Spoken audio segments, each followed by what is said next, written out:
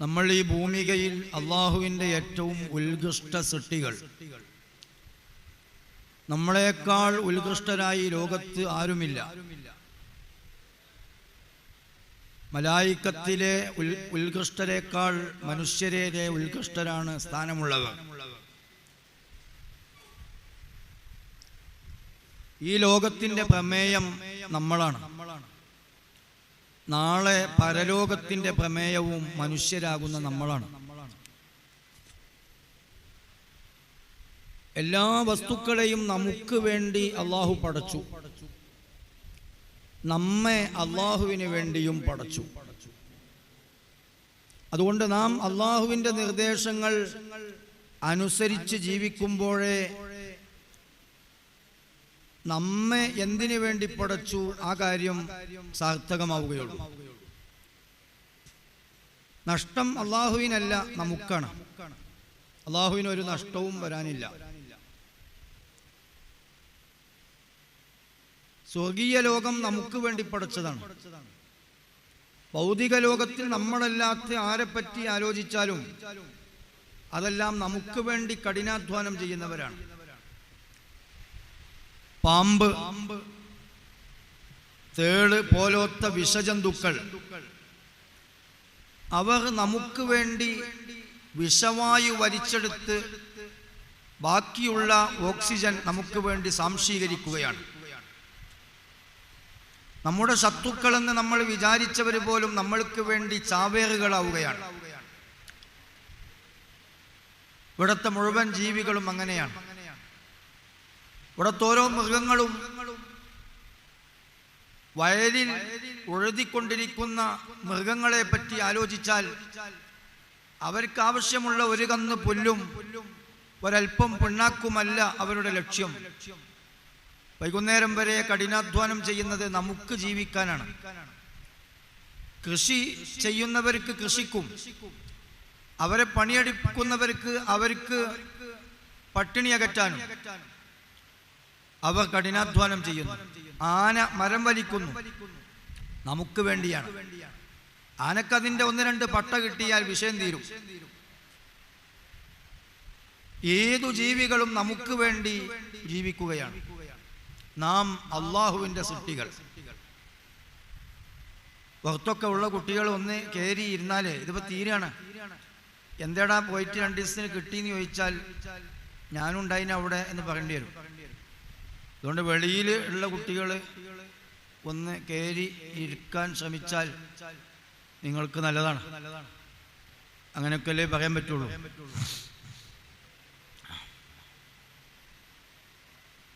അപ്പോ എൻ്റെ പ്രിയപ്പെട്ട മക്കളോട്, നിങ്ങളുടെ വയസ്സ് ടീനേജ് യുഗമാണ്. 13-ൻ്റെയും 19-ൻ്റെയും ഇടയിലുള്ള പ്രായത്തിൻ്റെ ഒരു പ്രത്യേകത, ആലോചിക്കാതെ വിഷയങ്ങൾ ചെയ്യും. ഭാവി ചിന്തിക്കാതെ, തിക്തഫലം ആലോചിക്കാതെ കാര്യങ്ങളിൽ ഇടപെടും. എന്താണ് എനിക്ക് ഭൗതികമായ നഷ്ടം എന്നോ എൻ്റെ പാരത്രിക ലോകത്തേക്കുള്ള നഷ്ടം എന്തായിരിക്കും എന്നോ ചിന്തിക്കാതെ കാര്യങ്ങളിൽ ഇടപെടുന്ന പ്രായമാണ് 13-ൻ്റെയും 19-ൻ്റെയും ഇടയിലുള്ള പ്രായം. എന്നാൽ ഏറ്റവും കൂടുതൽ ശ്രദ്ധിക്കേണ്ട കാലഘട്ടമാണ്. കാരണം ഈ കാലയളവിൽ വല്ലതും നമ്മുടെ ശരീരത്തിലേക്ക് അള്ളിപ്പിടിച്ചാൽ, എന്തെങ്കിലും ഒരു സാധനം നമ്മൾക്ക് ചേലായി വന്നാൽ, ഏതെങ്കിലും ഒരു വിഷയം നമ്മുടെ ജീവിത ഗന്ധിയായി വന്നാൽ പിന്നീട് അത് കൂടൊഴിഞ്ഞു പോകില്ല. പിന്നെ വിവാഹം ചെയ്താലും കുടുംബമായാലും അതൊക്കെ വീണ്ടും വീണ്ടും കിട്ടേണ്ടി വരും. ഇത് ഈ പ്രായത്തിൻ്റെ ഒരു പ്രത്യേകതയാണ്. 13-ൻ്റെയും 19-ൻ്റെയും ഇടയിൽ ഇടിച്ചു കയറിയ നല്ല സ്വഭാവങ്ങളാണെങ്കിലും ചീത്ത സ്വഭാവങ്ങളാണെങ്കിലും അവകളൊന്നും ഇറങ്ങിപ്പോകില്ല. ഇത് എല്ലാവരും മനസ്സിലാക്കേണ്ട വലിയൊരു കാര്യമാണ്. നമ്മെ സംബന്ധിച്ചിടത്തോളം നമുക്ക് അല്ലാഹു തആല മനുഷ്യരായി നമ്മെ പടച്ചു എന്നതിൻ്റെ അപ്പുറത്ത് നമ്മൾക്ക് ഇസ്ലാം തന്നു, ഈമാന് തന്നു എന്ന വലിയ ഒരു സംഗതിയുണ്ട്. അതിന് വിലമതിക്കാനാവാത്ത സ്വത്താണത്. മക്കളെ, ഒരു കാര്യം നിങ്ങൾ നന്നായി കേൾക്കണം. ഈ ഇസ്ലാമും ഈമാനും ലോകത്ത് ഒത്തിരി പേർക്ക് കിട്ടിയിട്ടില്ല. 590 കോടി ജനങ്ങൾക്ക് കിട്ടാത്ത, 810 കോടി ജനങ്ങളിൽ 220 കോടി ജനങ്ങൾക്ക് മാത്രം സെലക്റ്റഡായ 590 കോടി ജനങ്ങൾക്കും കിട്ടാത്ത ഒരു സാധനം, ഒരു മാണിക്യം, ഒരു പച്ചക്കോമേതകമാണ് മക്കളെ ഈമാൻ.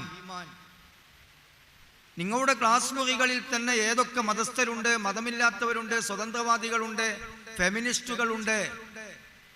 അതിൽ നിന്ന് അള്ളാഹു ഈമാൻ ഉറപ്പിച്ചു നിർത്തിയത് നിങ്ങൾക്കാണ്.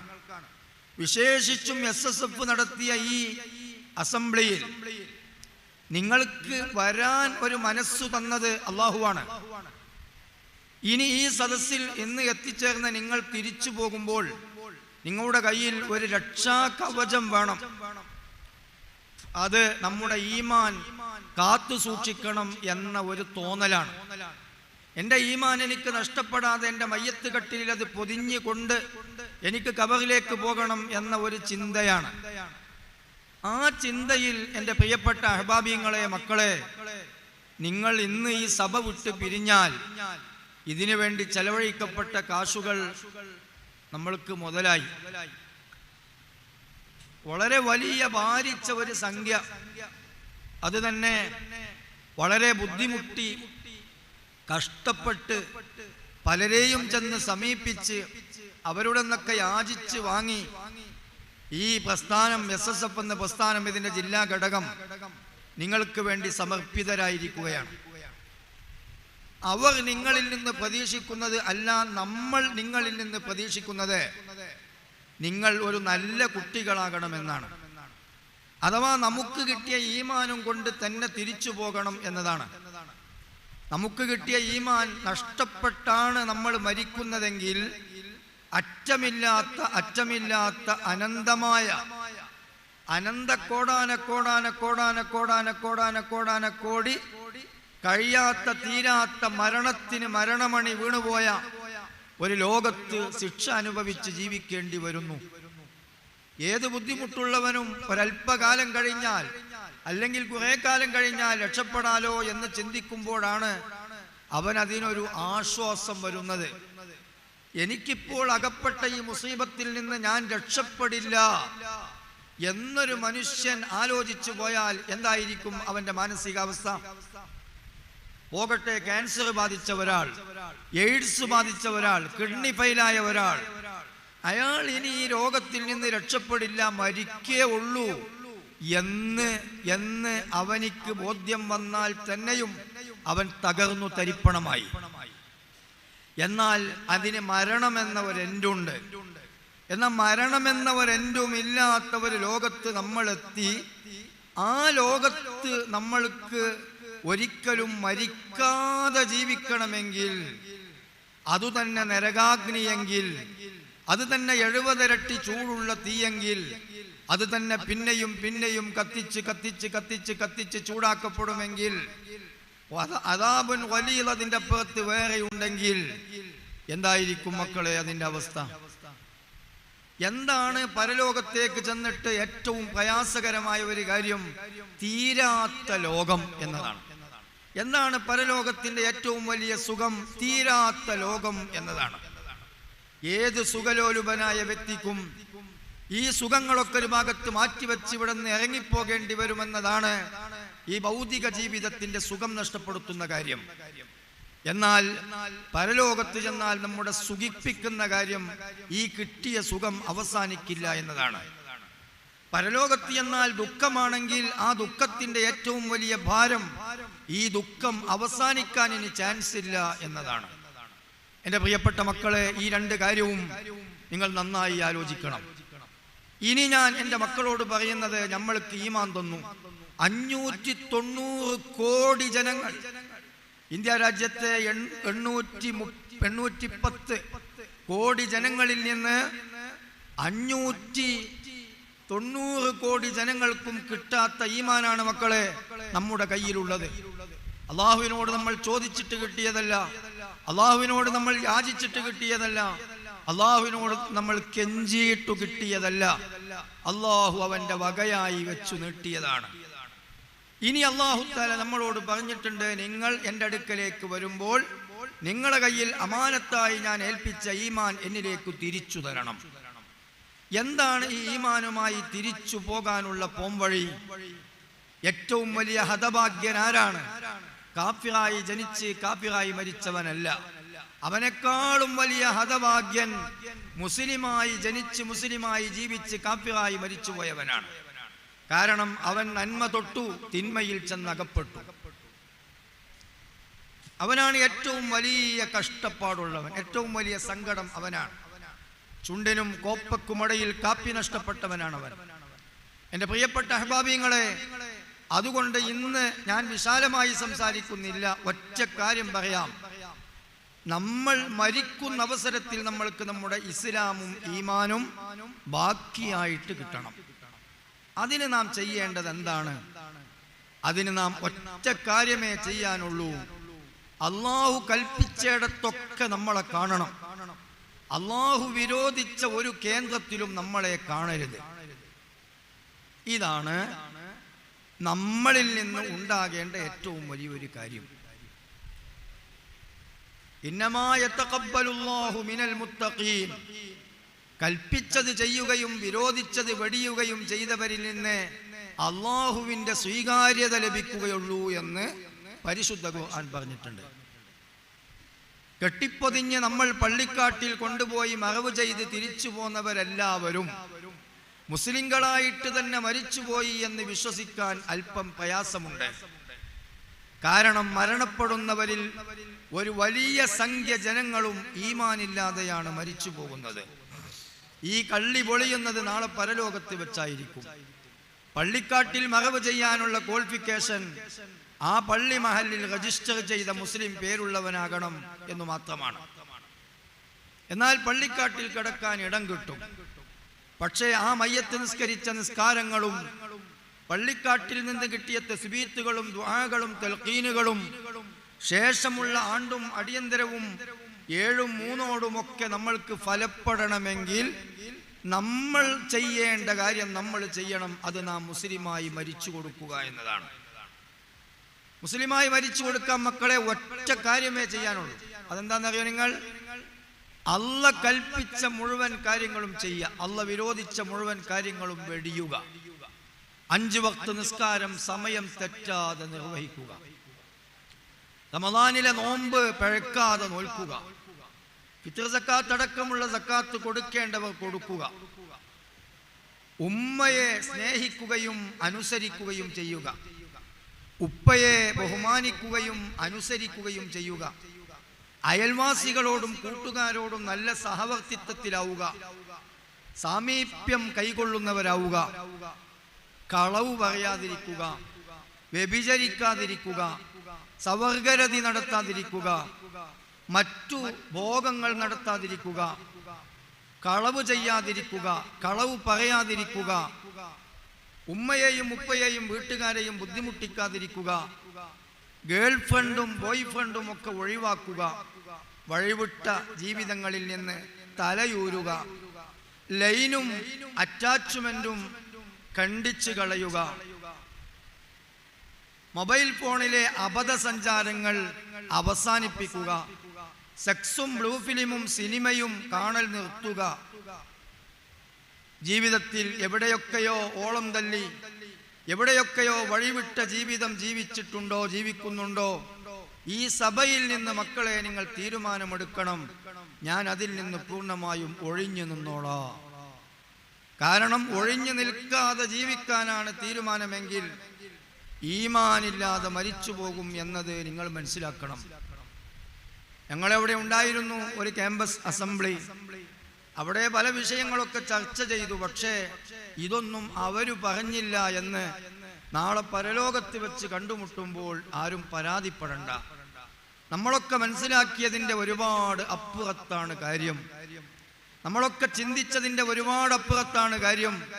നമ്മൾ വിചാരിച്ചത് 5ാം തരം വരെ മദ്രസിൽ പോവുകയും ഇടയ്ക്കൊക്കെ ഒന്ന് നിസ്കരിക്കുകയും പിന്നെ എന്തൊക്കെ ആയാലും നമ്മൾ വള്ളിക്കാട്ടിക്കന്നല്ലേ ഏതായാലും കൊണ്ടേ വെക്കുക, ഇനി അഥവാ ശിക്ഷ ഉണ്ടെങ്കിലും കഴിഞ്ഞാൽ കയറുമല്ലോ, അവസാനം സ്വർഗത്തിൽ പോകാലോ എന്ന് മിനിമം മനസ്സിലാക്കി വെച്ചവരാണ് വലിയ ഒരു സമൂഹം. പക്ഷേ അപകടം വളരെ വലുതാണ്. മുസ്ലിം പേരുള്ളവർ മരിക്കുമ്പോൾ അവരെല്ലാവരും മുസ്ലിങ്ങളായിട്ടല്ല മരിക്കുന്നത്.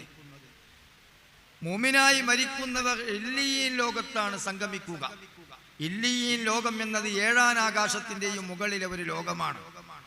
ഈ ലോകത്തേക്ക് ഇന്ന് രാജ്യത്ത് മൈക്രോ സെക്കൻഡിൽ മരണം സംഭവിക്കുന്നുണ്ട്. പിഴച്ചോ എന്നെനിക്കറിയില്ല, നെനോ സെക്കൻഡിൽ മരണം നടക്കുന്നുണ്ട്. ഇല്ലിയീൻ ലോകത്തേക്ക് കയറിപ്പോകുന്ന ആത്മാവുകൾ തുലോം വിരളമാണ്. എങ്ങനെയാവോ അയാൾ കഴിച്ചിലായി എന്ന് മലക്കുകൾ പരസ്പരം ഒരു മുഅ്മിനായ മനുഷ്യന്റെ മയ്യത്ത് കയറിപ്പോകുമ്പോൾ പറയുമ്പോൾ അത്രയും വിരളം. എപ്പോഴെങ്കിലും കിട്ടുന്ന ഒരു കിട്ടാക്കനി, അതാണ് ഈമാനോടെ ഇല്ലിയീനിലേക്ക് കയറിപ്പോകുന്ന ആത്മാവ്. ഹബീബായ മുത്തുനബി സല്ലല്ലാഹു അലൈഹി വസല്ലം തങ്ങൾ പറഞ്ഞു വെച്ചിട്ടുണ്ട്, എൻ്റെ ഉമ്മത്തിൽ ഒരു രാത്രി 1700 പേര് മരിച്ചു. മുസ്ലിം പേരുള്ളവർ, മുസ്ലിം ഐഡന്റിറ്റി കീപ്പ് ചെയ്യുന്നവർ, മുസ്ലിം കോളത്തിൽ പേര് ഫില്ല് ചെയ്തവർ 1700 പേര് ഒരു രാത്രി മരണപ്പെട്ടപ്പോൾ 1698 മുസ്ലിങ്ങളായി ജീവിച്ചവരും മരിക്കുമ്പോ ഈമാനില്ലാതെ കാഫിറായി മരിച്ചുപോയി. കണാരനേക്കാളും കുമാരനേക്കാളും ലതികയെക്കാളും വത്സലയെക്കാളും അപകടം. അന്തസ്സോടെ അഭിമാനത്തോടെ മുസ്ലിം ഐഡന്റിറ്റിയിൽ ജീവിച്ചിട്ട് അന്തസ്സുകെട്ട് മരിക്കേണ്ടി വന്ന ദുരവസ്ഥ.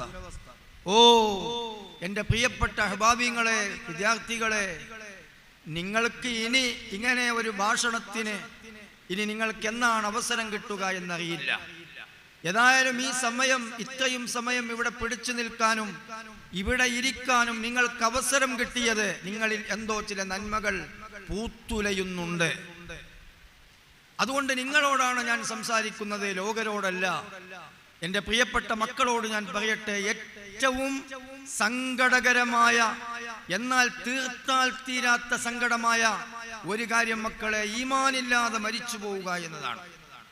ഈമാനില്ലാതെ മരിച്ചുപോയാൽ അറ്റമില്ലാത്ത കാലം മരണം, മരിച്ചുപോയ ലോകത്ത് നമ്മൾക്ക് നരകത്തിൽ കടക്കേണ്ടി വരും, 70 ഇരട്ടി ചൂടുള്ള തീയിൽ. ഇതിൽ നിന്ന് രക്ഷപ്പെടണമെങ്കിൽ നിങ്ങൾ ഒരു തീരുമാനിക്കണം. എൻ്റെ ജീവിതത്തിൽ ഈ അനർത്ഥമുണ്ട്, ഞാനത് നിർത്തും. എൻ്റെ ജീവിതത്തിൽ ഇങ്ങനെ ഒരു തെറ്റുണ്ട്, ഞാനത് അവസാനിപ്പിക്കും. എൻ്റെ ജീവിതത്തിൽ ഇങ്ങനെ ഒരു തെറ്റുണ്ട്, ഞാനത് അവസാനിപ്പിക്കും. അവനങ്ങനെയല്ലേ ഞാനും ഇങ്ങനെയാവാം, അവനങ്ങനെയല്ലേ ഞാനും ഇങ്ങനെയാവാം എന്ന് ചിന്തിച്ചുകൂടാ.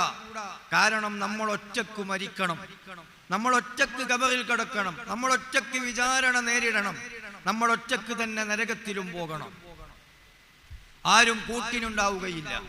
ഇവിടെ നമ്മളോട് കൂട്ടുകൂടി നശിപ്പിച്ചവർ, നമ്മളെ കൊണ്ട് മദ്യപിച്ചവർ, നമ്മളെ കൊണ്ട് വ്യഭിചരിപ്പിച്ചവർ, നമ്മളെ കൊണ്ട് അനാശാസ പ്രവണതകൾ കാണിച്ചവർ, ചെയ്തവർ ആരും കൂട്ടിനില്ല. നമ്മൾ ഒറ്റക്ക് അഭിമുഖീകരിക്കേണ്ട സംഗതിയാണ്. മക്കളെ, ഇത് നിങ്ങളെ മനസ്സിലേക്ക് കയറുന്നുണ്ടോ എന്ന് എനിക്കറിയില്ല. നിങ്ങൾക്ക് ഹരമുള്ളത് പറയാൻ പൂതിയുണ്ടെങ്കിലും കേൾക്കാൻ രസമില്ലാത്തത് പറയാനാണ് എൻ്റെ നിശ്ചയം. കാരണം ഇത് വളരെ ഗൗരവമുള്ളൊരു സംഗതിയാണ്. 1700 മക്കളെ നിങ്ങൾ എടുത്താൽ, ഞാൻ നേരത്തെ പറഞ്ഞ തെറ്റുകളുടെ ഉപാസകരല്ലാതെ ജീവിക്കുന്ന കുട്ടികളെ 1700-ൽ 2 പേരെ കിട്ടുമോ എന്നതാണ് ചോദ്യം. എങ്കിൽ ആ 2 പേരാണ് ഈമാനോടെ മരിക്കുക. ആ 2 പേരാണ് ഈമാനോടെ മരിക്കുക. മക്കളെ, നിങ്ങൾ തീരുമാനിക്കണം, നമ്മൾ മുസ്ലിമായി മരിക്കണോ അല്ല മുസ്ലിം അല്ലാതെ മരിക്കണോ? മുസ്ലിമായി മരിക്കണം എന്ന് നിങ്ങൾക്ക് ആഗ്രഹമുണ്ടെങ്കിൽ നിങ്ങളിൽ ഇന്ന് സംഭവിച്ചു കൊണ്ടിരിക്കുന്ന, നിങ്ങളുടെ പ്രായപൂർത്തിയായോടെ മുതൽ അതിൻ്റെ മുമ്പേ നിങ്ങൾ തുടങ്ങി വെച്ച ചില അള്ളാഹു പൊരുത്തപ്പെടാത്ത കാര്യങ്ങളുണ്ട്. ആ അള്ളാഹു പൊരുത്തപ്പെടാത്ത കാര്യങ്ങളിൽ നിന്ന് ഞാൻ ഇന്ന് വിട്ടുനിൽക്കുകയാണ് എന്ന് നിങ്ങൾ പടച്ചവനിക്ക് ഈ സഭയിൽ വെച്ച് വാക്ക് കൊടുക്കണം. എന്നാൽ അള്ളാഹു നിങ്ങൾക്ക് വാക്ക് തരുന്നു, ഈമാനോടെ മരിക്കാം എന്ന്. ഏറ്റവും വലിയ ഒരു സംഗതിയാണ്. നിങ്ങൾ ഇതിനെ പുച്ഛമായി തള്ളണ്ട, ഇത് നിങ്ങളെ ചെറുതായി കാണണ്ട, ഇത് ഞങ്ങൾക്ക് സാധിക്കില്ലെന്ന് കരുതണ്ട. മക്കളെ, ഏറ്റവും വലിയ സംഗതിയാണ്. ദുനിയാവിൽ നമ്മൾ അള്ളാഹുവിനെ ഭയപ്പെട്ട് ജീവിച്ചെങ്കിലേ നാളെ പരലോകത്ത് നമ്മൾക്ക് സ്വർഗം പുൽകാൻ സാധിക്കുകയുള്ളൂ. നിങ്ങൾ നിങ്ങളുടെ ഉമ്മയെ കാണാൻ ഈ കാലഘട്ടത്തിനിടയ്ക്ക് ഒരു തെറ്റ് ചെയ്തിട്ടുണ്ടോ? നിങ്ങളെ ഉപ്പയെ കാണേ ഒരു തെറ്റ് ചെയ്തിട്ടുണ്ടോ? നിങ്ങളുടെ ജ്യേഷ്ഠന്മാരെ കാണേ ഒരു തെറ്റ് സംഭവിച്ചിട്ടുണ്ടോ? നിങ്ങളുടെ സഹോദരിമാരെ കാണേ ഒരു തെറ്റ് സംഭവിച്ചിട്ടുണ്ടോ? നിങ്ങളുടെ അയൽക്കാരെ കാണേ ഒരു തെറ്റ് സംഭവിച്ചിട്ടുണ്ടോ? ഒരു കളവ് പറഞ്ഞതുപോലും അവരുടെ ഇടയിൽ പൊളിഞ്ഞിട്ടില്ലല്ലോ. നിങ്ങളുടെ ജ്യേഷ്ഠന്മാരുടെയും സഹോദരിമാരുടെയും 3 വയസ്സായ മക്കൾ ബെഡ്റൂമിലേക്ക് തൂങ്ങിപ്പിടിച്ച് കതക് തള്ളി തുറന്ന് വന്നപ്പോൾ അതേവരെയും മൊബൈലിൽ നിങ്ങൾ കണ്ടതല്ലാത്തതിലേക്ക് നിങ്ങളെ മൊബൈൽ ടച്ച് മാറിയിട്ടുണ്ടോ? 3 വയസ്സായ കുട്ടിക്ക് നിങ്ങൾ കാണുന്നത് കാണാൻ പറ്റില്ല. അത് നിങ്ങൾക്ക് ലജ്ജയാണ്, മടിയാണ്, കുറവാണ്, ജാള്യതയാണ്, അഭിമാനക്കുറവാണ്. എന്നാൽ ആ 3 വയസ്സായ കുട്ടി എന്നെ കാണും പോലെയെങ്കിലും എന്നെ പടച്ച രഹസ്യ പരസ്യങ്ങൾ അറിയുന്ന ജഗനിയന്താവായ അല്ലാഹു എന്നെ കാണും എന്ന് നമ്മൾ വിശ്വസിക്കുന്നില്ലെങ്കിൽ കാണാത്ത പടച്ചവനിലാണോ നമ്മൾ വിശ്വസിച്ചിട്ടുള്ളത്? നമ്മൾ ചെയ്യുന്നത് അറിയാത്ത പടച്ചവനിലാണോ നമ്മൾ വിശ്വസിച്ചിട്ടുള്ളത്? നമ്മൾ പറയുന്നു എനിക്ക് പടച്ചവനിൽ വിശ്വാസമുണ്ട്. കാണാത്ത പടച്ചവനിലാണോ വിശ്വസിച്ചത്? നിസ്കാരമുണ്ട്, കാരണം അത് വീട്ടുകാരറിയും.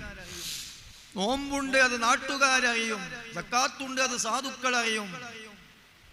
എപ്പോഴാ നമ്മളിൽ തെറ്റ് സംഭവിച്ചത്? എങ്ങനെയാ നമ്മൾ തെറ്റ് ചെയ്തത്? എന്താ തെറ്റിന്റെ മാനിഫെസ്റ്റോ, തെറ്റിന്റെ വൈലോ? ആരും അറിയരുത് എന്നാണ്. ആരാണ് ഈ ആരും? വെളിച്ചത്തിൽ കാണുന്നവർ.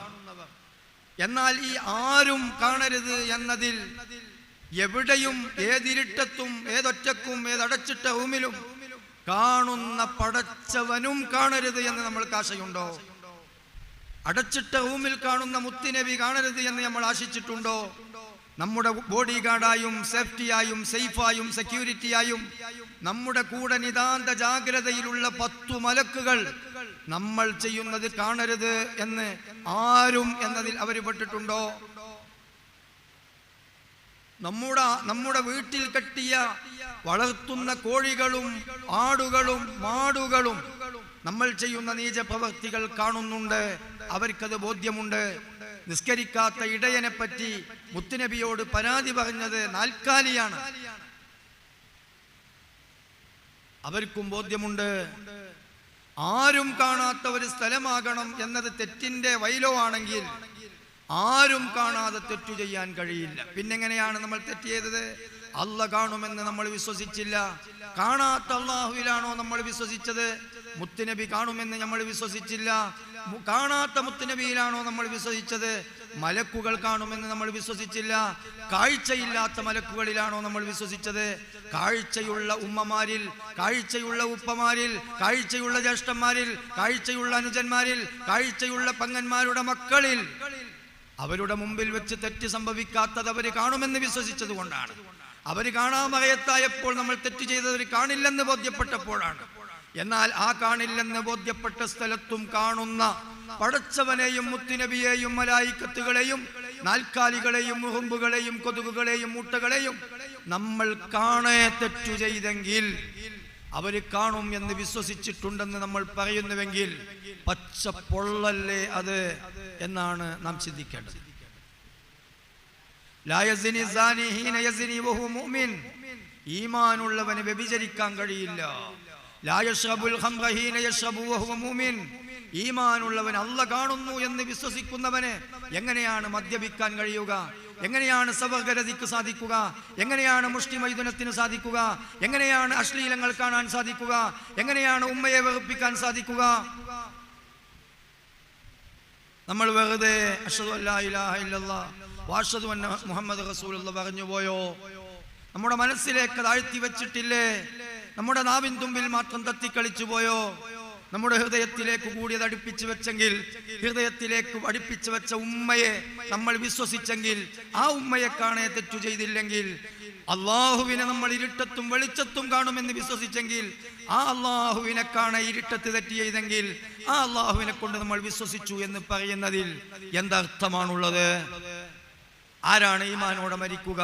മരിക്കുന്നത് വരെ ഈമാനോടെ ജീവിച്ചവർ. ആരാണ് മരിക്കുന്നത് വരെ ഈമാനോടുകൂടെ ജീവിച്ചവർ? മരിക്കുന്നത് വരെ ഇരുട്ടത്തും വെളിച്ചത്തും പടച്ചവനെ പേടിച്ചവർ, ഇരുട്ടിലും വെളിച്ചത്തിലും കാണുന്ന പടച്ചവനെ വിശ്വസിച്ചവർ. മക്കളെ, സവർഗരതിയുടെ തെറ്റെത്ര ഭീകരമാണ്, സവർഗരതിയുടെ തെറ്റെത്ര ഭയങ്കരമാണ്.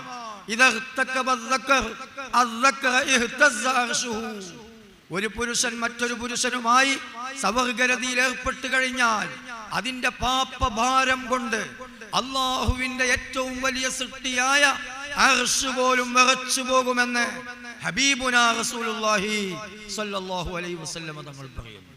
മുഷ്ടിമൈദുനം എത്ര തെറ്റാണ് മക്കളെ. ഇല്ലാ അലാ അസ്വാജിഹിം ഔ മാ മലക്കത് അയ്മാനുഹും ഫമൻ ഇബ്തഗാ വറാഅ ദാലിക ഫഉലൈക ഹുമുൽ ആദൂൻ. തന്റെ ഭാര്യമാരും അടിമ സ്ത്രീകളുമല്ലാത്ത മറ്റേതു മാർഗം നിങ്ങളുടെ വികാരം നിക്ഷേപിക്കുന്നതിന് നിങ്ങൾ ഉപയോഗിച്ചാലും അത് മുഴുവനും നിങ്ങൾ അതിരുവിട്ട് കടന്നവരാണ്, വേലി ചാടിയവരാണ്, കടമ്പ പൊട്ടിച്ചു ചാടിയവരാണ്. പരിശുദ്ധ ഖുർആൻ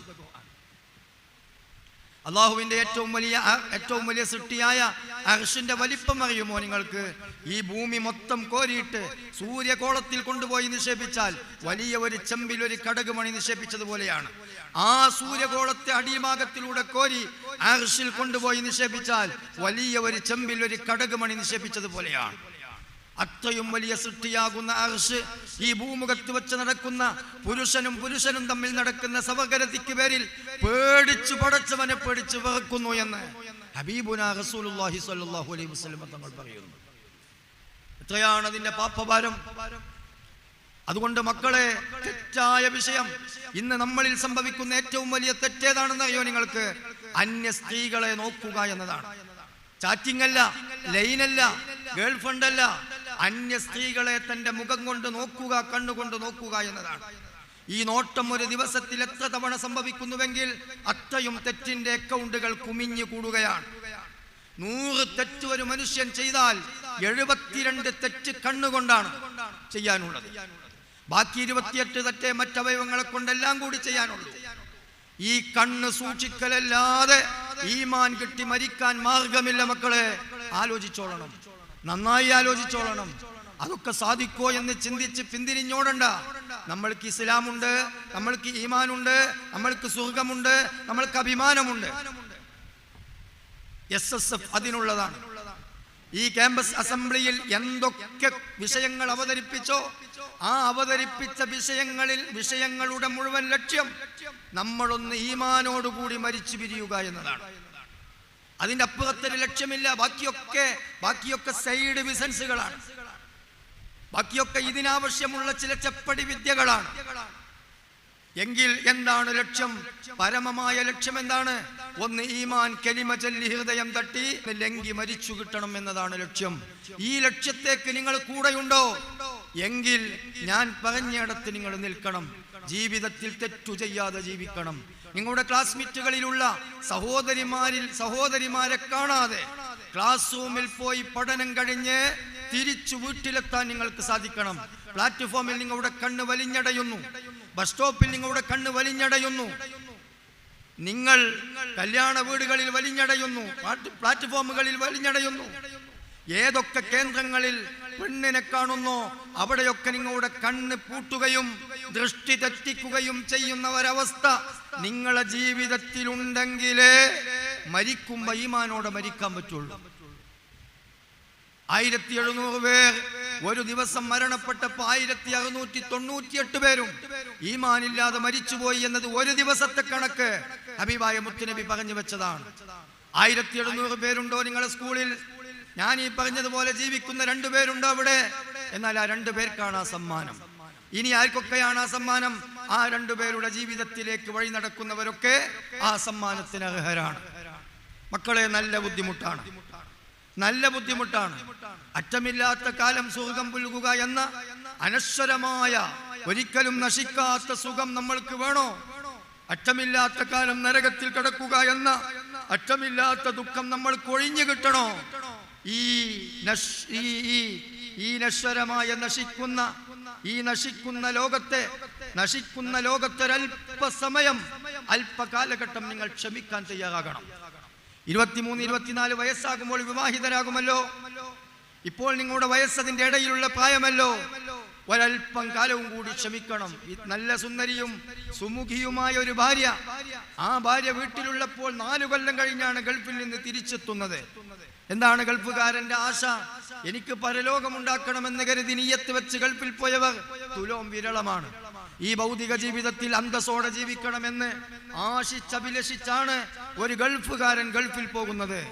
അവൻ 4 കൊല്ലം കഴിഞ്ഞാണ് വരുന്നതെങ്കിൽ സുന്ദരിയും സുമുഖിയുമായ ഭാര്യയെ ഇട്ടേച്ച് ആ സുഖലോലുപതയെ മാറ്റിവെച്ച് 4 കൊല്ലം അവൻ അധ്വാനിച്ച് കഷ്ടപ്പെട്ടത് എന്തിനാണ്?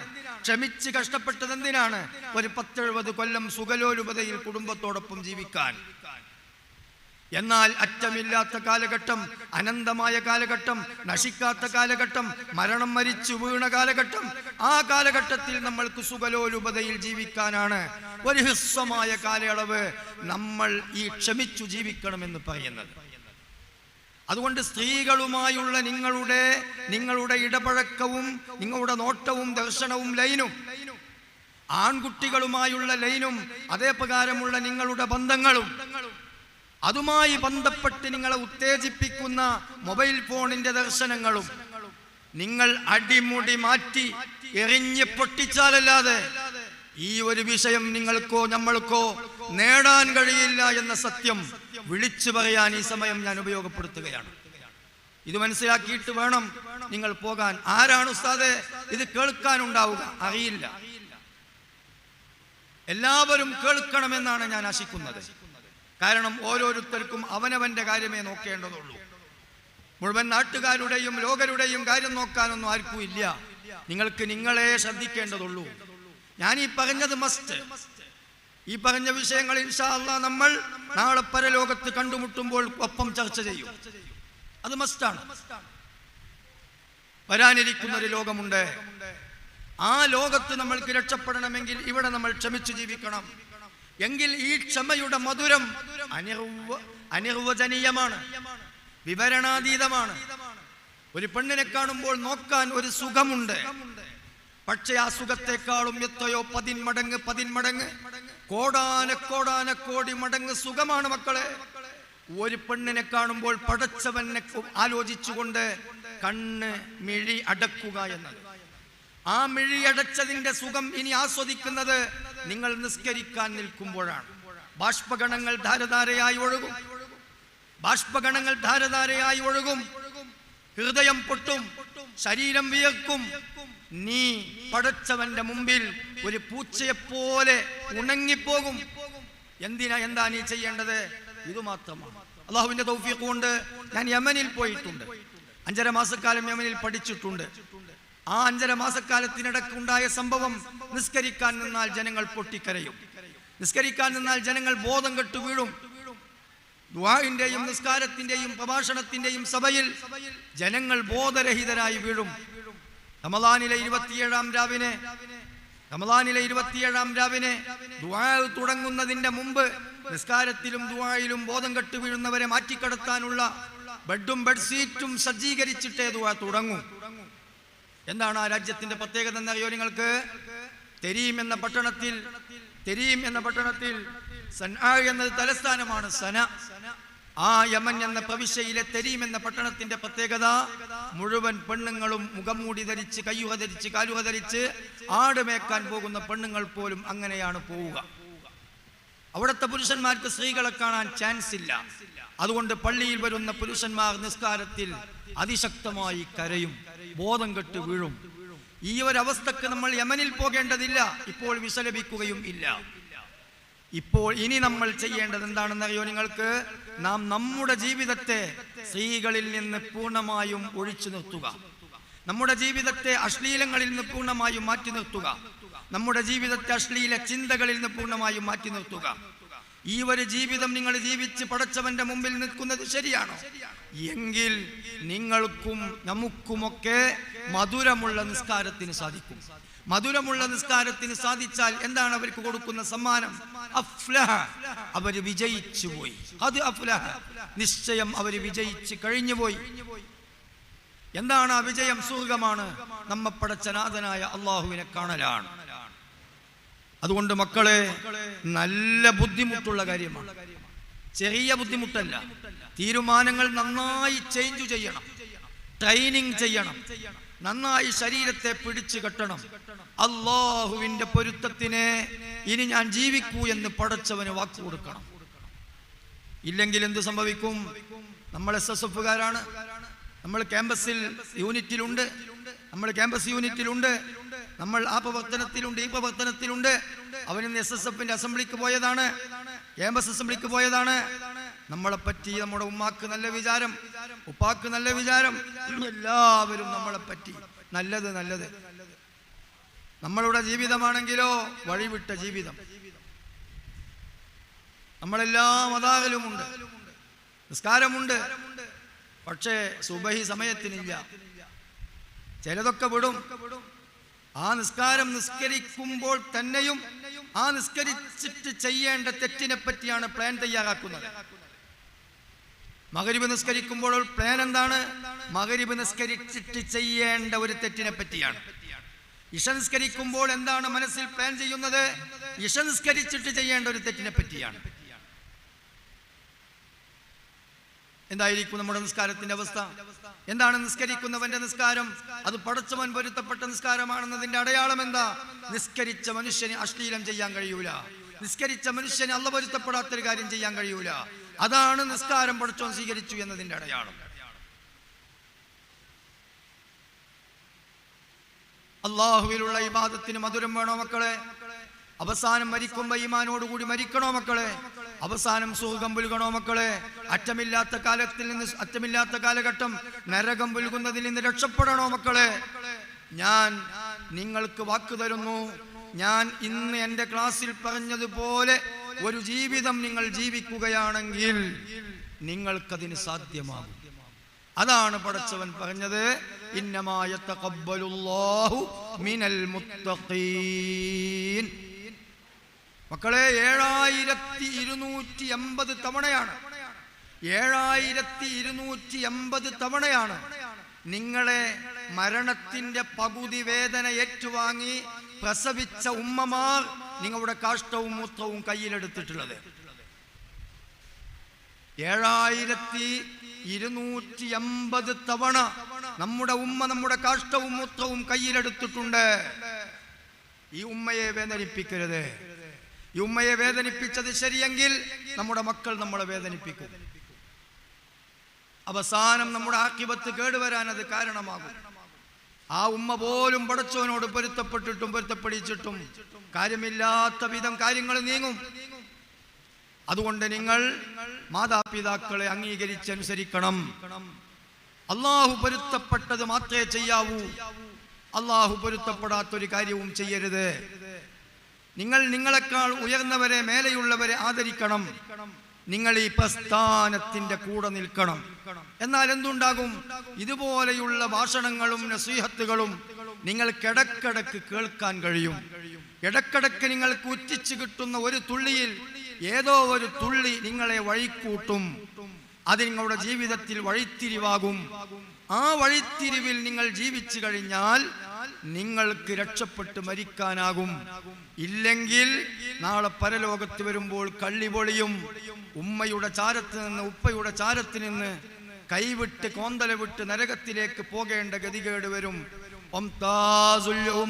അയ്യുഹൽ മുജ്രിമൂൻ, ഓ കുറ്റവാളികളെ ഒഴിഞ്ഞു നിൽക്കടോ എന്ന പ്രഖ്യാപനം വരുമ്പോ മുസ്ലിം പക്ഷത്ത് നിന്ന് കുഫ്രിയത്തിന്റെ കൂട്ടത്തേക്ക് നീങ്ങും. ഈമാനില്ലാതെ മരിച്ചുപോയവർ നീങ്ങുമ്പോൾ അപ്പോഴാണ് ഉമ്മക്ക് ബോധ്യപ്പെടുക നമ്മുടെ ഉഡായിപ്പുകൾ, അപ്പോഴാണ് ഉപ്പക്ക് ബോധ്യപ്പെടുക നമ്മുടെ രഹസ്യ ജീവിതങ്ങൾ, അപ്പോഴാണ് ഉപ്പക്കും ഉമ്മക്കും ജ്യേഷ്ഠനും പെങ്ങൾക്കും അനുജനും ബോധ്യപ്പെടുക ഇവൻ വഴിവിട്ട അബദ്ധസഞ്ചാരത്തിന്റെ വക്താവായിരുന്നു എന്ന്. അവരൊക്കെ പിടിച്ച് തള്ളും. പോടാ, നിന്നെ നമ്മൾ ഇങ്ങനെയൊന്നും വിചാരിച്ചിട്ടില്ലായിരുന്നു.